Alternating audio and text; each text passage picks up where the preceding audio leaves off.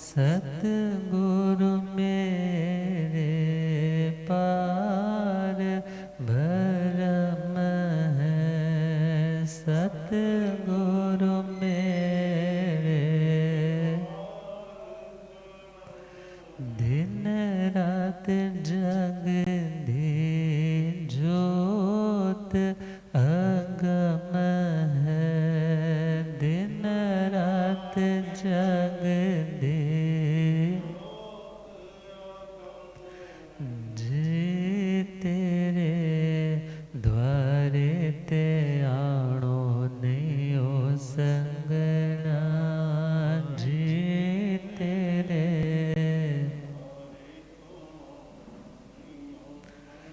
जी हाथ जोड़ गोरानो मेरी वंदना, जी हाथ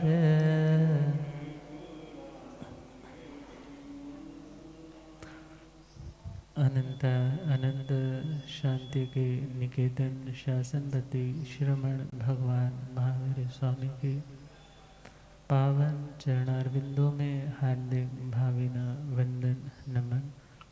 मेरे अंधेरे जीवन को रोशनी प्रदान करने वाले परम उपकारी आगम ज्ञान के भंडार आगम ज्ञाता आगम पुरुष जय शास्त्ररतन हिमाचल के श्री उपाध्याय भगवंत श्रद्धे गुरुदेव श्री जितेंद्र मुनि जी महाराज साहब के पावन चरण कमलों में हार्दिक भावना वंदन नमन। आदरणीय सेवाभावी श्री प्रशमित मुनि जी, धर्म सभा में उपस्थित धर्म अनुरागियों, सुशीलवती माताओं एवं बहनों, असीम पुण्यदय से भाग्यदय से आप सबको संतों का समागम और वीतरागवाणी श्रवण करने का शुभ अवसर प्राप्त हो रहा है।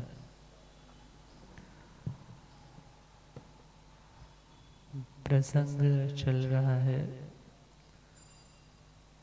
आत्म दर्शन के 5 उपाय, स्वाध्याय के 5 अंग, वाचना, पृच्छना, परिवर्तना, अनुप्रेक्षा और धर्म कथा।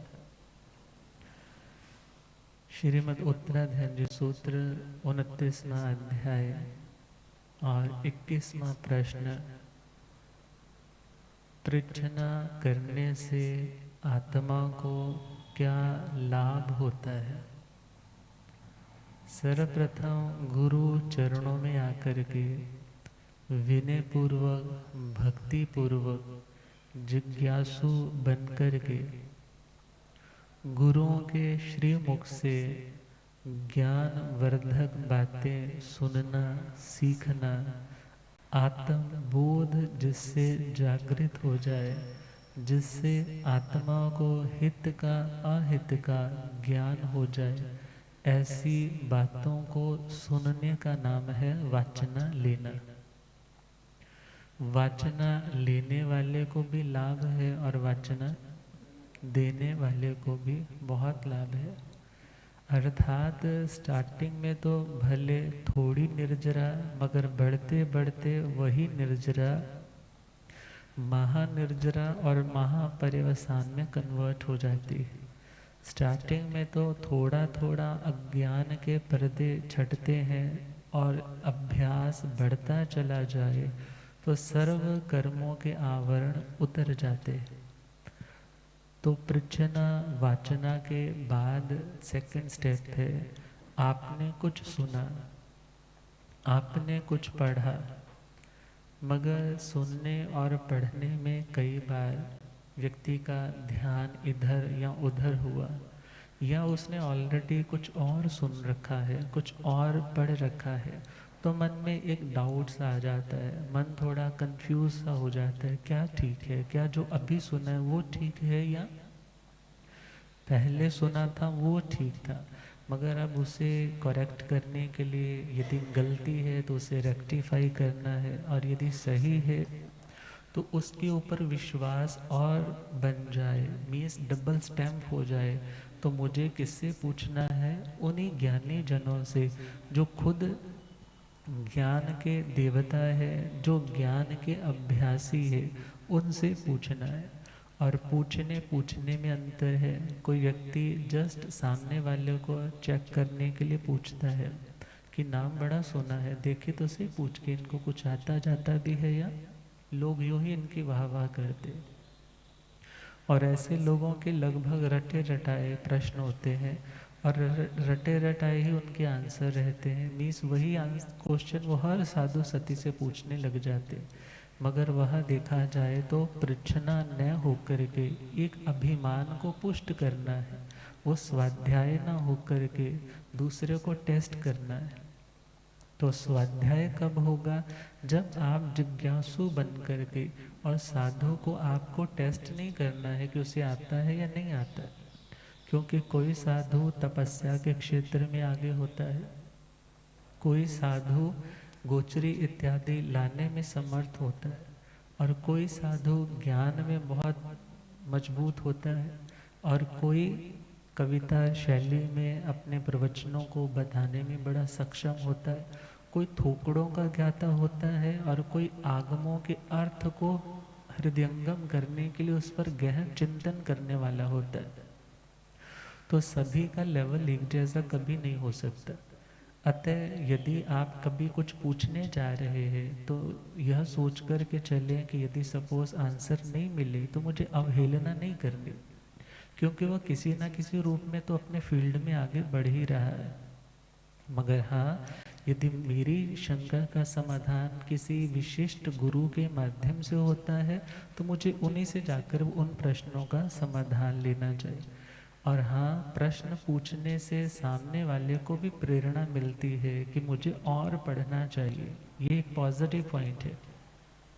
और उसी के साथ साथ प्रश्न पूछने से सामने वाले का भी रिवीजन हो जाता है, वो भी रिवाइज कर लेता है कि तूने पूछा तो मेरी स्मृति में यदि कोई गर्दा जम रहा था तो वो गर्दा क्या हो गया, जैसे उपयोग लगाया तो मेरा वो गर्दा क्लीन हो गया, मीन्स मेरा भी पढ़ा हुआ फ्रेश हो गया। अब विचार करना है पृच्छना। अब यहाँ पर पृच्छना के 3 मीनिंग निकल जाते हैं, क्योंकि यहाँ शब्द दिया है प्रति पृच्छना। प्रभु से प्रश्न किया है, पढ़ी पुच्छणे आयन भंते जीवे किम जणे, कि हे प्रभु प्रति पृच्छना से इस जीव में क्या पैदा होता है। मीन्स उस जीव में ऐसी कौन सी क्वालिटी पैदा होती है कि वो साधना के मार्ग पर आगे बढ़ सके।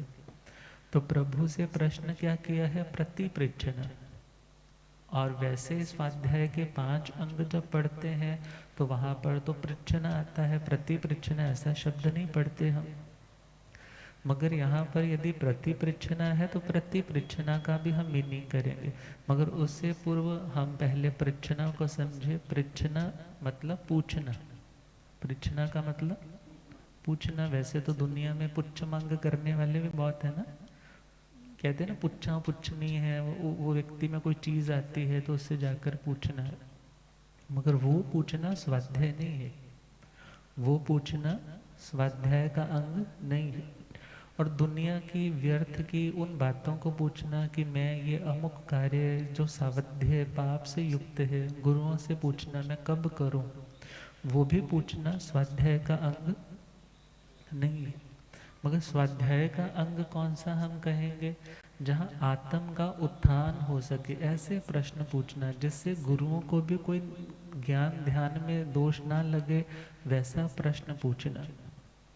तो पृच्छना पहला मीनिंग हुआ गुरुओं से जो पढ़ा, जो उनसे सुना, उनमें से कोई ना कोई डाउट रह गया, या वो चीज़ क्या जो मैंने सुनी है बिल्कुल ठीक सुनी है तो दोबारा से रीचेक करने के लिए पूछा, तो उसे पूछना, उसका मतलब है पृच्छना। उसका मतलब क्या है?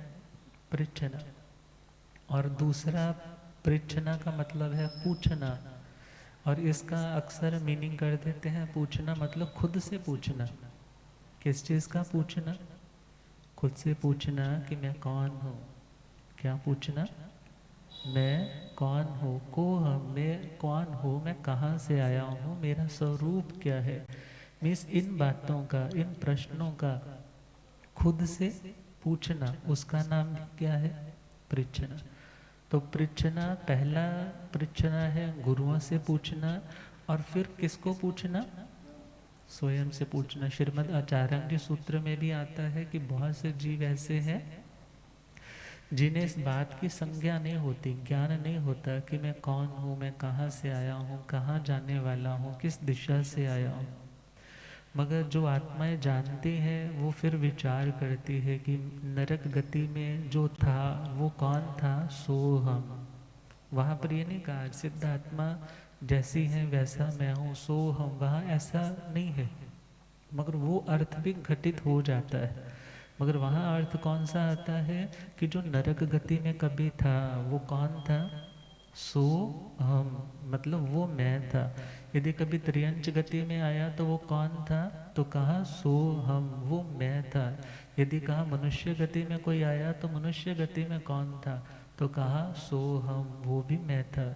यदि कोई देवता बना, क्योंकि अनंत बार उन पर्यायों में जा चुके हैं, तो वो कौन था?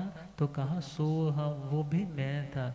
अर्थात जब इन चीज़ों के ऊपर चिंतन चलेगा तो ख्याल आएगा कि वहाँ जाने का रीज़न क्या था। वहाँ जाने का रीज़न कर्म था। कर्म करने वाला कौन था? कर्म करने वाला भी मैं आत्मा था। अब कर्मों का भुगतान करना है तो भुगतान कौन करेगा? सो हम, वो भी मैं आत्मा करूँगी। अर्थात इन चीज़ों का जब चिंतन चलता है, इन प्रश्नों का जब उत्तर खोजने के लिए, ये प्रश्न ज्ञान जब आपने पढ़ा तो ये प्रश्न अपनी आत्मा से किए जाते हैं, तो उसका भी अर्थ पृच्छना कर दिया जाता है। तो विचार करना है जो मेन शास्त्रीय परिभाषाओं के अकॉर्डिंगली अर्थ आ रहा है, वो अर्थ तो वही है कि गुरुओं से जो पढ़ा आपको समझ नहीं आया तो आप विनय भक्ति पूर्वक उन प्रश्नों को किनसे पूछें? अपने गुरुओं से जाकर के पूछे, तो उसका नाम है परीक्षण। मगर यहाँ शब्द है परिपुच्छना, मीन्स प्रतिपृच्छना। प्रतिपृच्छना का मीनिंग रहता है कि जो आपने पढ़ा है तो उसका नाम भी प्रतिपृच्छना, मीन्स जो पढ़ लिया है उसे पुनः पूछना। उन्हें पुनः पूछने का नाम क्या है? प्रतिपृच्छना। मगर इसका एक मीनिंग और रहता है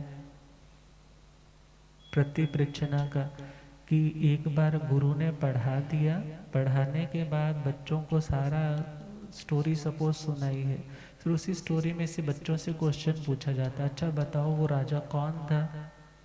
हाँ, वो राजा कहाँ का था? इत्यादि जो प्रश्न एक गुरु ही पुट करते हैं, तो उसका नाम भी क्या आ सकता है? परीक्षना। जैसे वाचना दी जाती है, वाचना ली जाती है, सिमिलरली प्रश्न पूछा जाता है, भले वो गुरु पूछ ले, भले वो शिष्य पूछ ले, दोनों मीनिंग आ गए ना। गुरु भी तो पुट कर सकता है ना क्वेश्चन कि तुमने जो सुना तो उसमें से बताओ कि ये कहाँ कहाँ तुमने पढ़ा था, ये चीज़ कहाँ कहाँ सुनी थी, तो उसका नाम भी परीक्षणा आ जाता है। और यहाँ पर शब्द है प्रति प्रश्न। प्रति प्रश्न का मतलब एक बार गुरु ने आपसे प्रश्न पूछा, मगर अब शिष्य ने एक क्वेश्चन और कर दिया कि गुरुजी अच्छा ये तो समझ आ गया मगर वो बात नहीं समझ आ रही, उसके बारे में भी कृपा करें, तो उसका नाम क्या हुआ? प्रति प्रश्न करना। तो इसके बहुत से मीनिंग आ जाएंगे, पृच्छना, परिपुच्छना, प्रति पृच्छना, खुद से पूछना, गुरुओं से पूछना, या गुरु का शिष्य से प्रश्न पूछना। तो हम देखें परिपुच्छण यायण भंते जीवे किम जणे।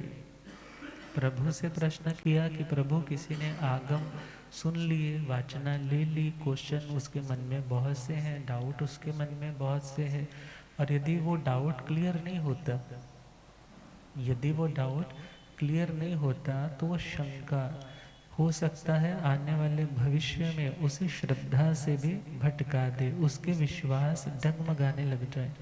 आप फैमिली में हो और सपोज करो आप किसी पार्टनरशिप में काम कर रहे हो और उस पार्टनरशिप में आपको ज़रा सा किसी ने कह दिया कि तुम उस व्यक्ति पे इतना भरोसा करते हो, वो जल्दी पहुंचता है और तुम लेट पहुंचते हो और जल्दी चले जाते हो, वो जल्दी आता है और लेट जाता है। और जितने भी हिसाब किताब है तुम्हारे सामने तो वो सारी रसीद काटता है, मगर जब तुम नहीं होते हो तो सीधा पैसा जेब में डालता है। और यदि तुम्हारा ऐसे ही चलता रहेगा तो तुम्हारे पास कितना लाभ और हो सकता है, तुम उससे वंचित रह जाओगे।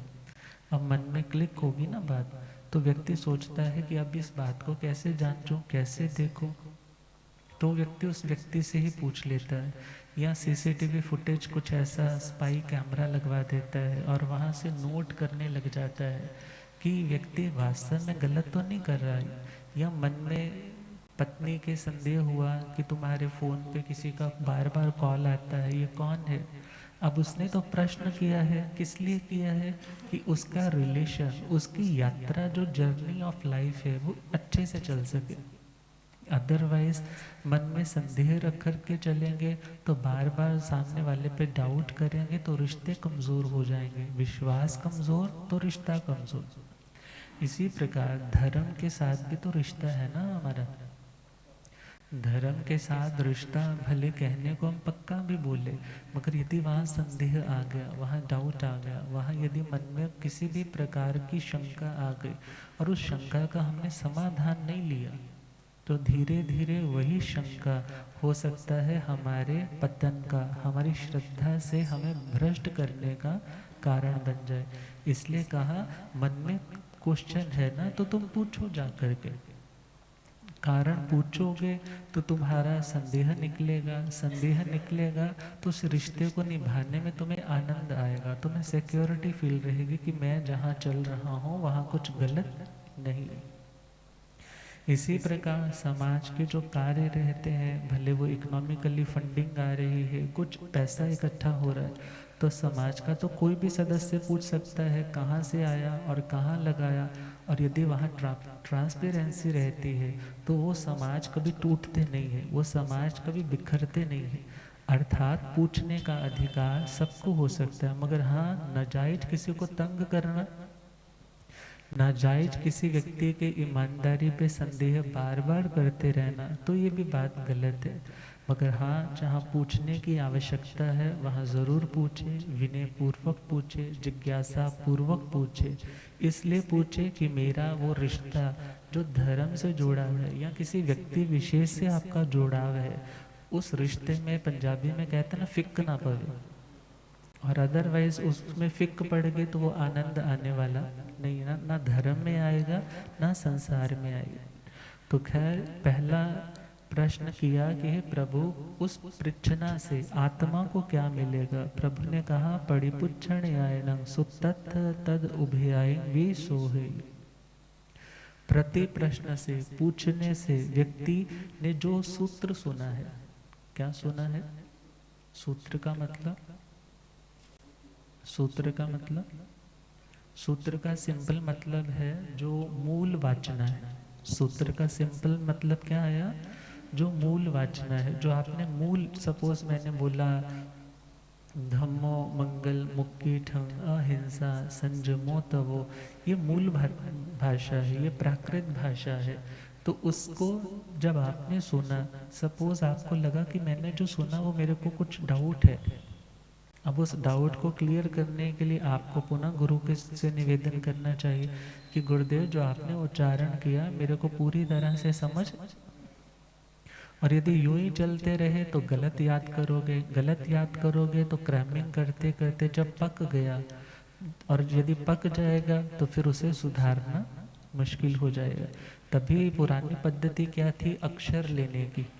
अक्षर लो, गुरु चरणों में आए हो तो कभी बच्चों को लेकर आते हैं कि गुरुदेव आप इसको लोगस दे दो, इसको अरिहंतों का दे दो। मीन्स यदि गुरुमुख से अक्षर पाठ लिया है तो वहाँ पर शुद्धि की संभावना ज़्यादा, अशुद्धि की कम। और जो व्यक्ति शुद्ध उच्चारण करने वाला है तो वो व्यक्ति उसका अर्थ भी अच्छे से समझने की कैपेसिटी रख सकता है। और हो सकता है आप यदि अशुद्ध बोल रहे हैं, सामने वाला व्यक्ति जो शुद्ध का जानकार है वो व्यक्ति पहला तो मन में ये सोचेगा ये अशुद्ध बोल रहा है, और सपोज किसी का ज्ञान ज़्यादा मजबूत नहीं है तो वो संदेहग्रस्त भी हो सकता है, अच्छा इसने ऐसा बोला शायद यही ठीक है। मीन्स अर्थ का कुछ अनर्थ हो सकता है। इसलिए क्या कहा, मूल आगम जो है उसे हमने सूत्र कहा, और उसी की जो व्याख्या है, उसका जो भावार्थ है, उसका नाम अर्थ आगम है। और जो तीसरा वर्जन है वह है तद उभय। तद उभय का मतलब सूत्र और अर्थ, मूल भी और उसका भावार्थ भी। तो मीन्स जब व्यक्ति पूछता है, गुरुओं से निवेदन करके उनसे परीक्षना करता है, तो उस परीक्षना से उसका मूल जो पाठ है वो भी शुद्ध हो जाता है। जो अर्थ में सपोज कुछ गलती रह गई है तो वो भी शुद्ध हो जाती है। और जो दोनों का है, मीन्स सूत्र और अर्थ, उन दोनों का भी उसका विशोधन हो जाता है। जैसे घरों में आप लोग पुराना टाइम यदि रिकॉल करें तो अनाज लेकर के आए मंडी से। अब उस अनाज को क्या करते हैं, पहले तो उस ड्रम में डाल दिया है, ड्रम में डालने के बाद जब जब यूज़ करने की ज़रूरत है तो उसे छाछ में डाला, तो उसको छाजने लग जाते हैं। और जब छाजते हैं तो पत्थर कंकर आगे आ जाते हैं और बाकी चीज़ें, जो शुद्ध अनाज है वो पीछे रह जाता है। अर्थात जो फेंकने वाला है आप फेंक पाते हैं, और जो रखने वाला, समेटने वाला, उसे समेट पाते। इसी प्रकार जब आप किसी गुरु भगवंत से वो प्रश्न करते हैं तो मन में जो डाउट के वो कंकर पत्थर आ गए थे वो क्या हो जाते हैं, उनका विशोधन हो जाता है। अर्थात तुम अपनी गलती को रेक्टिफाई कर पाते हो। यदि कोई उच्चारण में मिस्टेक थी, प्रोनाउंसिएशन में मिस्टेक थी, तो वो क्लियर हो जाती है। क्योंकि जो आगम की भाषा है वो प्राकृत है, और इसे देवाधिष्ठित भी कहा जाता है। कितनी सम्यक दृष्टि आत्माएं हैं जो नित्य शास्त्रों का स्वाध्याय भी करते हैं। बहुत सी ऐसी आत्माएं हैं जो स्वाध्याय सुनने के लिए भी आती होंगी। अब ये नहीं कह सकते कि कौन कहाँ पर किसकी आगम वाचना सुनने के लिए बैठा हो, या कौन किस रूप में उस आगम वाचना को सुन रहा हो। अर्थात यदि शुद्ध उच्चारण और काल का ध्यान रख कर के उन चीज़ों का उच्चारण किया जाता है तो उन देवों की अनुकंपा मीन्स वो सहायक भी हो जाते हैं। मगर यदि कहीं कुछ गलत उच्चारण दिया जाता है, गलत परूपणा दी जाती है, तो वहाँ पर वो हानि भी कर सकते हैं। अर्थात जो देवाधिष्ठित वाणी है तो उसके उच्चारण में यदि मिस्टेक रहेगी, तो हम अक्सर बहुत बार कुछ स्टोरी सुनते हैं कि मंत्र में यदि एक बिंदु मात्र भी व्यक्ति उच्चारण में भूल जाए तो उस व्यक्ति को उसके मंत्र की सिद्धि नहीं हो पाती। बहुत से लोग पूछ लेते हैं, महाराज मैं ये जाप करता हूँ कहीं अशुद्ध तो नहीं है? तो वहाँ पर विचार करना है, शुद्धता तक पहुँचने के लिए अशुद्ध भी बोलना कोई पाप नहीं है, मगर अशुद्ध को जानबूझ कर के रिपीट करते जाना, और अशुद्ध का डाउट है कि मैं अशुद्ध बोल रहा हूँ फिर भी उसे सुधारने के लिए किसी योग्य मार्गदर्शक गुरु के पास जाकर न पूछना, ये भी देखा जाए अपनी ही लापरवाही है। मगर हाँ, जब व्यक्ति बच्चा चलना सीखता है तो बहुत बार गिरता है, जब लिखना सीखता है तो बहुत बार गलत लिखता है, मगर यदि सही जानकर के गलत लिखे तो उसका अपराध है। और जो समर्थ होने के बावजूद भी सही लिखना ना सीखे तो वो भी उसका अपराध है। इसी प्रकार जो शास्त्र की भाषा है, जो शास्त्र की बातें हैं, उन्हें पहले जानना और यदि उनमें कहीं कुछ डाउट है, उच्चारण में कोई मिस्टेक लग रही है, तो उसके लिए गुरुओं से निवेदन करना कि मुझे ये पाठ पूरी तरह से क्लियर नहीं हुआ। सुनते हैं कि अभय कुमार मंत्री एक बार बैठे हुए और एक व्यक्ति जिसने विद्या सिद्ध कर रखी, और उस विद्या सिद्धि के कारण वो आकाश में उड़ सकता था, मगर वो अपने मंत्र का प्रयोग कर रहा है, मगर जैसे ही थोड़ा सा आकाश में उड़ता है फिर नीचे गिर जाता है, फिर उड़ता है और फिर नीचे गिर जाता है। और जब उसने देखा कि ये तो जैसे कोई पक्षी उड़ना चाहता है, पंख कट जाए, जैसे धड़ाम से गिरता है, वही दशा इसकी हो रही। उससे पूछा कि भाई तुम कोई मंत्र की साधना के साथ आगे बढ़ना चाहते हो? बोला हाँ। तो पूछा कि अच्छा मेरे को अपने मंत्र का स्टार्टिंग पद बताओ। और जैसे ही वो स्टार्टिंग पद सुना, और उनके पास पदानुसारणी लब्धि थी। पदानुसारणी लब्धि मतलब एक पद को सुन करके उस पूरे के पूरे टेक्स्ट को कंप्लीट करने की योग्यता थी, और वो आती है परिवर्तना से, वो नेक्स्ट स्टेप पे सुनेंगे। तो उन्होंने जैसे उसका मंत्र थोड़ा सा सुना, कंप्लीट कर दिया और उसको दे दिया, और उसने जैसे ही बोला और वो आकाश में उड़ गए। अर्थात वो जो विद्याएं रहती हैं, यदि एक मात्रा का, एक अक्षर का उच्चारण कम ज़्यादा हो जाए, तभी तो आगम के पाठों में लास्ट में हम बोलते हैं आगमे तिविह प्रणत्ते में, वहाँ पर जब बोलते हैं हीण अक्षरं अच्च अक्षरं, हाँ, कि यदि मैंने अक्षर थोड़ा न्यून बोल दिया या मैंने ज़्यादा बोल दिया। अब न्यून में देखा जाए तो यदि कम बोल दिया तो हमने देखा वो किस तरह से नीचे आ गया, और ज़्यादा ऐड ऑन कर दिया तो विचार करो। अब एक शब्द है अधीयताम, कुणाल के लिए आता है कि उनकी माता जो थी वो सौत बोला जाता है, दूसरी माता थी, तो देखा कि ये पढ़ जाएगा, राजा बन जाएगा, और राजा ने तो क्या लिख कर के दिया था, अधीयताम, इसे पढ़ाए और एजुकेट करे। मगर उस माँ ने क्या किया, अपने आँख का काजल लेकर के वहाँ बिंदी लगा दी, आँख के ऊपर क्या लगा दी, बिंदी लगा दी, और क्या बन गया, अंधीयताम, कि इसको अंधा कर दिया जाए। अब राजा अशोक, अब तो उसके सामने वो नहीं थे, मगर जो उस काम करने वाले थे, जैसे ही देखा, अरे राजा ने क्या आज्ञा दे दी कि इसको अंधा कर दिया जाए। और स्टोरी तो ऐसे ही आती है कि हो गया, मगर विचार करना है मात्र एक मात्रा से या एक अनुस्वार से कितना अर्थ का अनर्थ हो जाता है।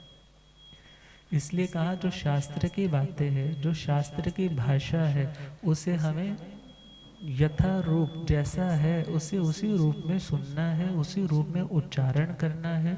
यदि कहीं कोई मिस्टेक रहती है तो उसके सुधार के लिए गुरुओं से जाकर के पूछना है, और पूछने से बेनिफिट क्या होगा, आपका उच्चारण शुद्ध हो गया।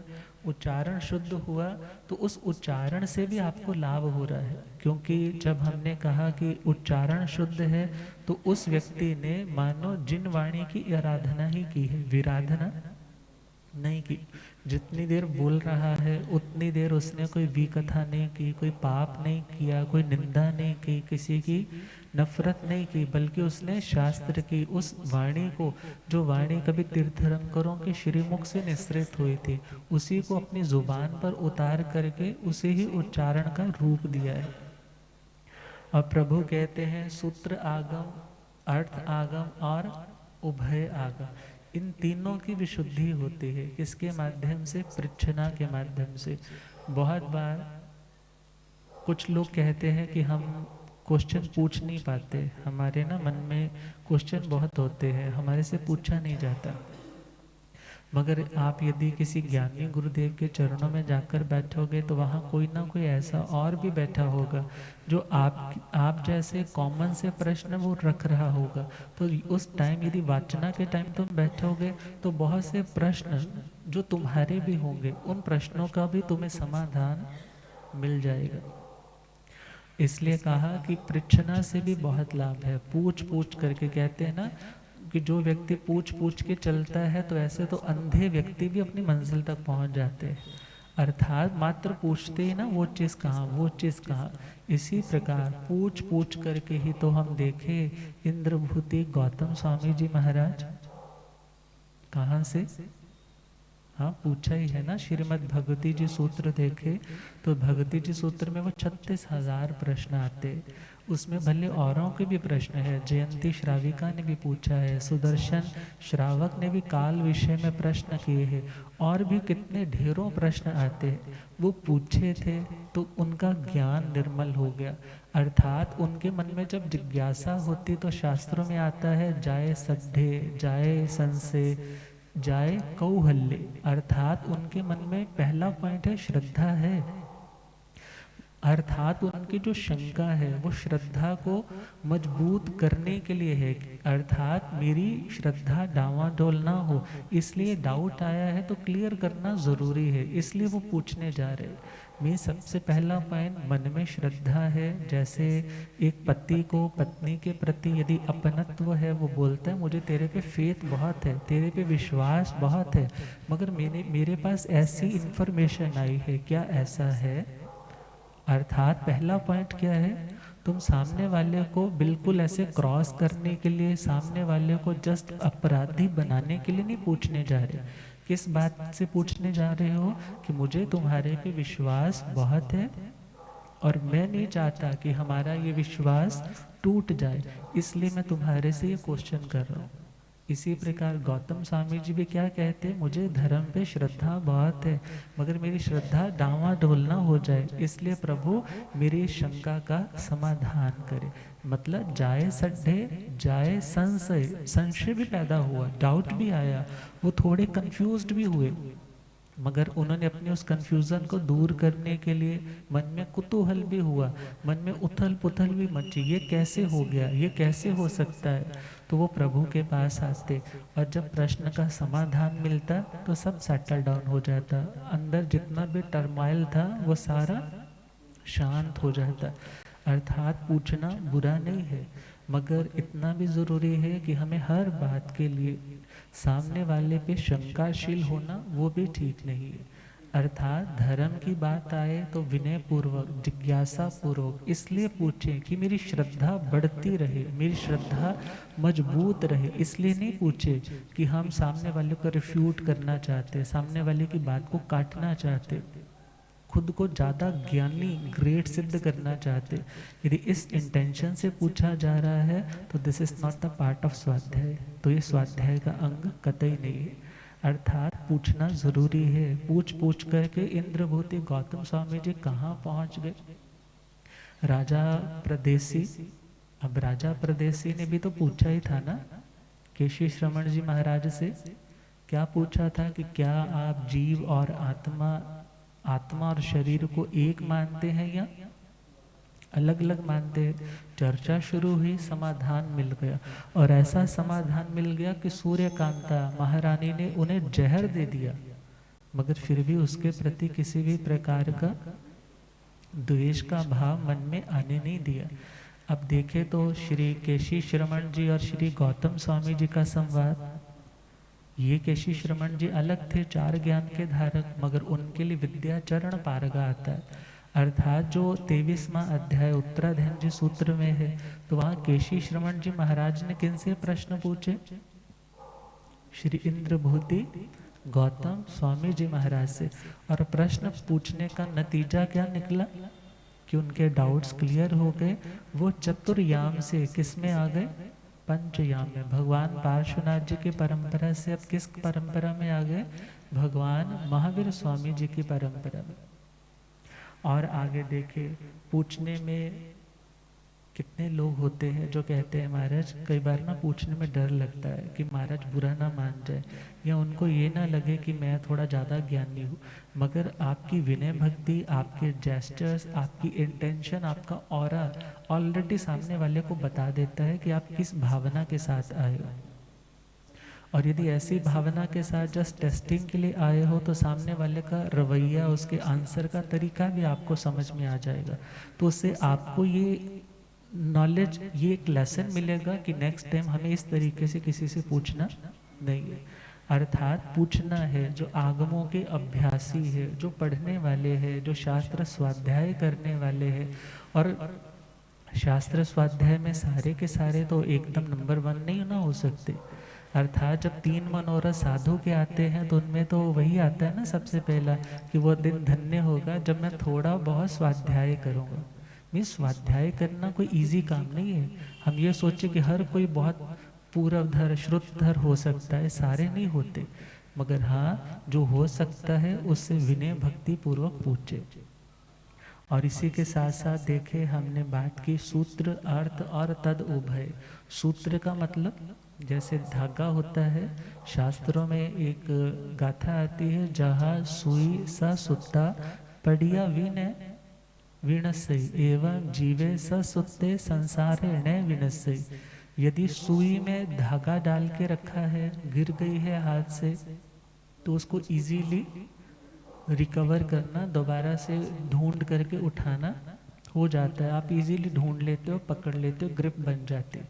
मगर जिस सुई में डोरा नहीं है, धागा नहीं है, तो उसको उठाना मुश्किल है। इसी प्रकार जिस आत्मा के पास, आत्मा इज इक्वल टू सुई, और धागा इज इक्वल टू श्रुत ज्ञान। धागा किसके समान? श्रुत ज्ञान के समान। उसके पास नॉलेज है, और हो सकता है किसी पाप कर्म के उदय के कारण वो दुनिया में भटक गया, वो पापों में फंस गया, मगर उसकी नॉलेज है ना, जो उसके पास जो अच्छी जानकारी है उसको रिकवर कर सकती है। वो अपने बल पराक्रम से या किसी के समझाने पे पुनः अपने स्वरूप को रीअटेन कर सकता है। किसके माध्यम से? श्रुत ज्ञान के माध्यम से। जरूरी नहीं है कि आज व्यक्ति जो अच्छा है वो अच्छा ही रहेगा, वो बुरा भी हो सकता है। जो आज बुरा है वो हमेशा बुरा रहेगा, ये भी जरूरी नहीं, वो पुनः अच्छा भी हो सकता है। मगर उसकी अच्छाई में यदि कोई सहयोगी बन पाता है तो वह है उसकी सही नॉलेज। उसने अपने माइंड की प्रोग्रामिंग अच्छी की, उसने अपनी लिसनिंग अच्छी की, उसने रीडिंग अच्छी बुक्स की है, वो अच्छी कंपनी में जाकर के बैठता था, तो वो व्यक्ति सपोज आज किसी गलत आदत का शिकार या किसी गलती का शिकार हो भी चुका है, तो वो पुनः अपने स्वरूप में लौट सकता है, पुनः अपने सही ट्रैक पे आ सकता है। किसके माध्यम से? श्रुत ज्ञान के माध्यम से। तो यहाँ शब्द है सूत्र। सूत्र का मतलब धागा।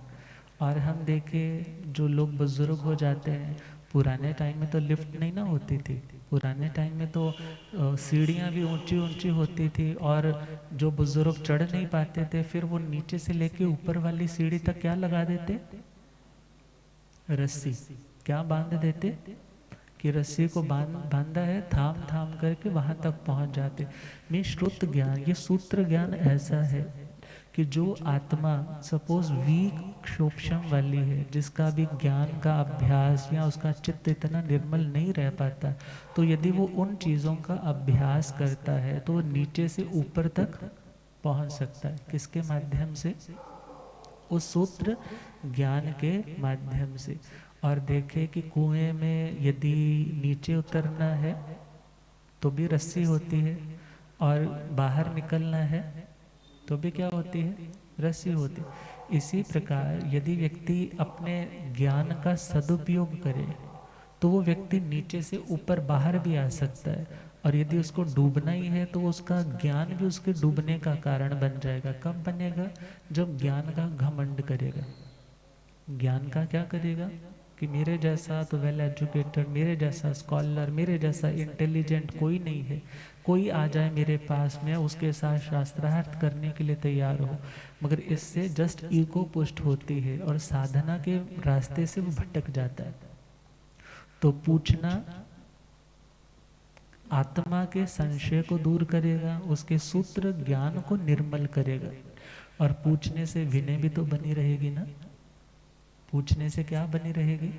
जो बच्चा आज सपोज पैसे कमा करके घर में ला रहा है, सारा घर वही चला रहा है, फिर भी कुछ करना है, कोई मेन डिसीजन लेना है, तो वो पूछता है, पिता से पूछ रहा है, माँ से पूछ रहा है, मम्मी ऐसा कर लो।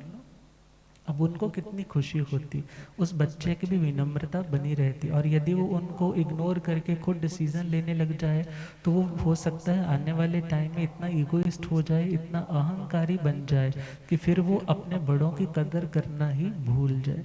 इसी प्रकार पूछने से व्यक्ति का विनम्रता का भाव भी मेंटेन रहता है। इसलिए भी व्यक्ति हो सकता है उसको आता भी हो, मगर फिर भी अपने गुरुओं को, अपने बड़ों को एक सम्मान देने के लिए भी पूछना, वो भी एक व्यवहारिकता है। इंद्रभूति गौतम स्वामी जी क्या ज्ञानवान नहीं थे? कितना ज्ञान था उनके पास, अरे वो तो 4 ज्ञान के धारक। अब विचार करना है, द्वादशांगी को रचने वाले हैं, मगर फिर भी वो बार बार क्या करते? किनसे पूछते? प्रभु से। क्यों पूछते?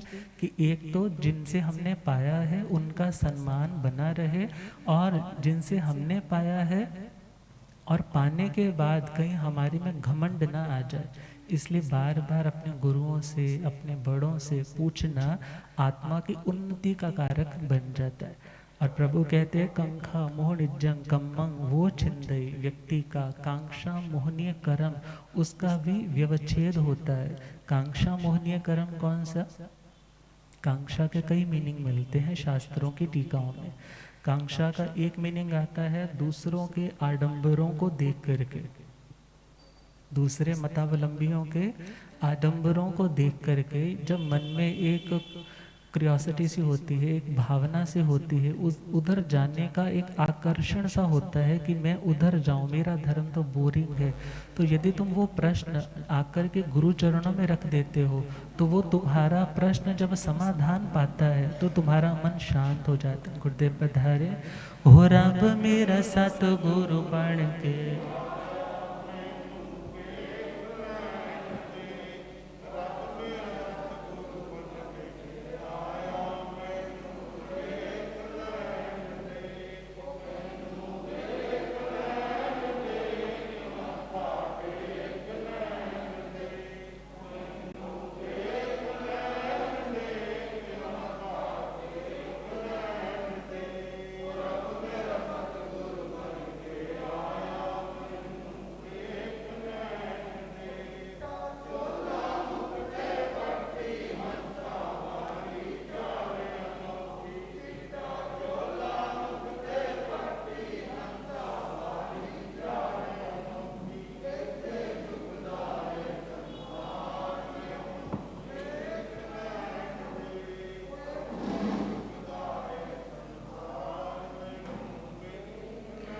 हो रब मेरा सतगुरु बन के आया मैनो, बोली आगम ज्ञाता आगम पुरजन शास्त्र तन हिमाचल केसरी उपाध्याय भगवंत श्रद्धे गुरुदेव श्री जितेंद्र मुनि जी। तो सूत्र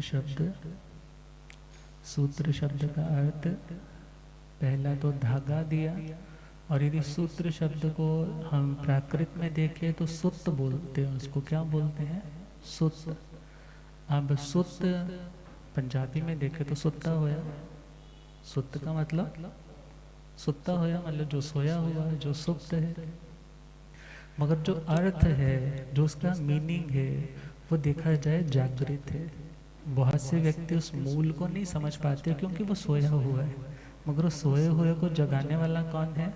अर्थ। अर्थात जब पूछोगे तो तुम्हें सूत्र का भी ज्ञान होगा, और सूत्र में जो आत्मा है उसका अर्थ है वो भी क्लियर होने लगेगा। और उससे क्या मिलेगा?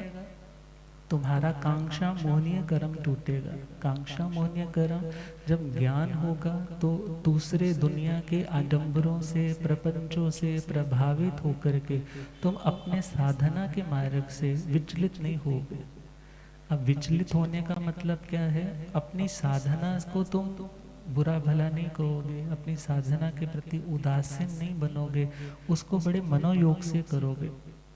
और यदि कोई कर रहा है, उसके वैसे संस्कार है, उसकी वैसी प्रारब्ध है, वो निंदा में भी नहीं पड़ेगा, प्रशंसा में भी नहीं पड़ेगा, मध्यस्थ भाव से अपनी साधना में आगे बढ़ता रहेगा। और कांक्षा कहा जाता है इस लोक और परलोक, मीन्स इस लोक के सुखों की चाहना और पर भव में सुखों की चाहना, उसका नाम भी कांक्षा है।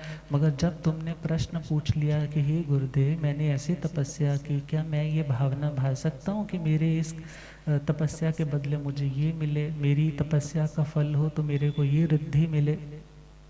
मीन्स जब गुरुओं से पूछा तो गुरुदेव कहते हैं जो शास्त्रीय निर्दोष मार्ग है वहाँ पर तो कर्म निर्जरा के अलावा तुम्हें और कोई लक्ष्य नहीं रखना। तो पूछने से क्या हो गया? जो अभी वो हो सकता है निदान कर लेता है, अपनी साधना को करने को बेच देता है, मगर वो अपने मार्ग का क्या हो गया? आराधक हो गया, भटका नहीं। किसके माध्यम से? पूछने के माध्यम से। अब देखा जाए तो हमारा जो पुच्छी सुणंग स्तोत्र है वो भी तो पूछना ही है ना। जब उन्होंने कहा कि पुच्छिंग सुणंग समणा माहणाय अगारिणोय परतिथ्याय, अब वो प्रश्न पूछा है कि मेरे से प्रभु पूछ रहे हैं, आर्य श्री जम्बू स्वामी जी, आर्य श्री सुधर्मा स्वामी जी से क्या कह रहे हैं कि लोग पूछ रहे हैं, अन्य मतों वाले जो ब्राह्मण है या और अन्य शैव इत्यादि मत से संबंधित है, वो पूछ रहे हैं एकांत हितकारी जिनका जीवन था, जिनकी वाणी थी, वो प्रभु कैसे थे, उनका ज्ञान कैसा था, उनका दर्शन कैसा था। तो फिर वो स्टार्ट करते हैं खे अन्य से कुशले महेशी। पूछने से मिला ना इतना कुछ, उन्होंने पूछा तो आज हमारे भी काम आ रहा है। इसलिए कहा पूछे, मगर वो पूछना किसी को चेक करने के लिए नहीं, अपनी जिज्ञासा को शांत करने के लिए, अपनी आत्मा के उस भटकाव को कम करने के लिए रीजनिंग करना बुरा नहीं है। क्योंकि शास्त्रों में आता है पन्ना समीक्षाए धम्मं, अर्थात प्रज्ञा के माध्यम से जहाँ पर लॉजिक करने की ज़रूरत है वहाँ लॉजिक ज़रूर करे, वहाँ लॉजिक ज़रूर ढूंढे, वहाँ क्यूरियस होकर के सामने वाले से ज़रूर डिस्कशन करे, रीजनिंग करे। मगर बहुत सी बातें हैं जो हमारी बुद्धि के लेवल से परे की है, तो वहाँ पर उन चीज़ों को श्रद्धा से स्वीकार कर ले, जिसको बोलते हैं आंखें बंद करके बस जैसा कहा तहत इति, अर्थात जैसा फरमाया वैसा ही है, मेरी इतनी योग्यता नहीं कि मैं उन चीज़ों का साक्षात्कार कर सकूं, इसलिए मुझे उन चीज़ों को लेकर के डाउटफुल नहीं होना। तो क्या लिखा, गुरुओं से आकर पूछो, संशय का समाधान मिले। ओ भैया गुरुओं से आकर पूछो, संशय का भ्रम के बादल छट जाते, निर्मल दर्शन ज्ञान मिले। भ्रम के बादल छट जाते, निर्मल सुना था जो गुरु भगवंतों से यदि कोई संदेह है, सुना था जो गुरु भगवंतों से यदि कोई, बरसाएंगे उत्तर का जल गुरुवर अमृत में है, बरसाएंगे उत्तर का जल गुरुवर अमृत में है। श्रद्धा का उद्यान खिले, श्रद्धा का उद्यान, संशय का समाधान मिले। ओ मनवा गुरुओं से आकर पूछो, संशय का सूत्र अर्थवा दोनों का उच्चारण जब निर्दोष हो, सूत्र अर्थवा दोनों का उच्चारण जब स्वपर हित के साधन में न फिर कोई मदहोश हो, स्वपर हित के साधन में न फिर कोई मंजिल की पहचान मिले।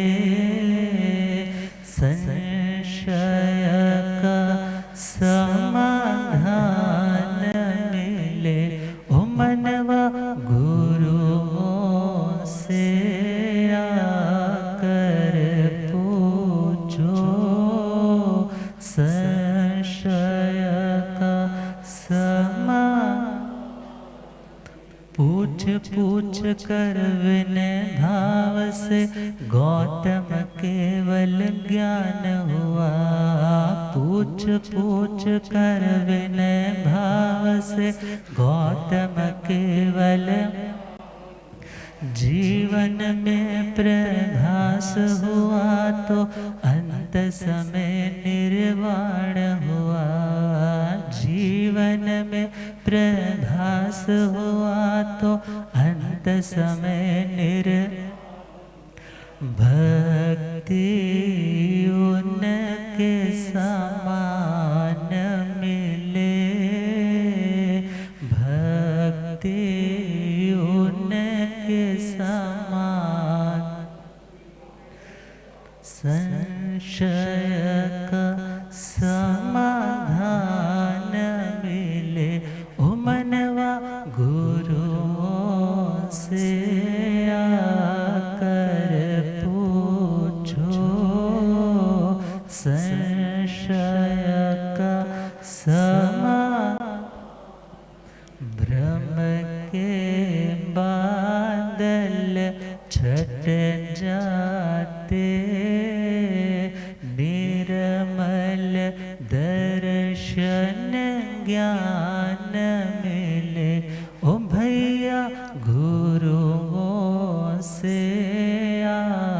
कर पूछो, संशय का समाधान मिले।